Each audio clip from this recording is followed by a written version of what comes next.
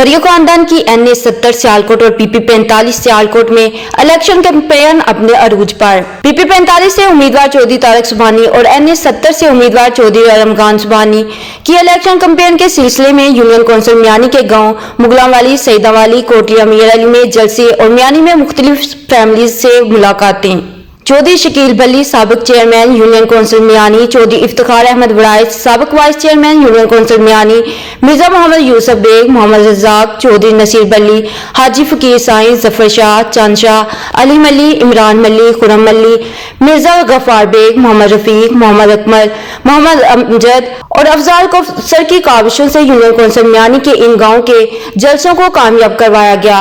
मुस्लिम league नून के कारकुनों, supporters और लोगों ने बड़ी तादाद में शिरकत की।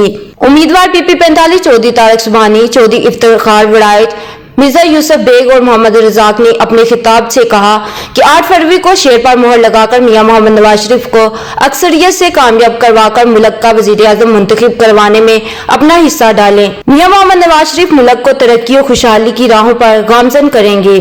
चौधरी तारक सुबहानी ने मजीद बात करते हुए कहा, हम अपने बुजुर्गों से लेकर आज तक आपकी खिदमत में पेश हैं। 8 फरवरी को अपने उम्मीदवार मेरे बड़े भाई NA 70 से उम्मीदवार चौधरी रमजान सुबहानी और PP 45 से अपने उम्मीदवार चौधरी तारक सुबहानी को शेर पर मोहर लगाकर कामयाब करवाएं। हम आपकी उमंगों पर इंशाअल्लाह पूरा उतरेंगे। इस मौका पर ओवरसीज मुस्लिम लीग नून के ओहदेदारान, सऊदी अरब के चेयरमैन चौधरी मोहम्मद अकरम गुज्जर, बरतानिया बिजनेस काउंसिल के सदर चौधरी खालिद हंजरा और ओमान मस्कत के सीनियर नायब सदर मकसूद अहमद भट्ट और दीगर सरकर्दा शख्सियात भी मौजूद थे।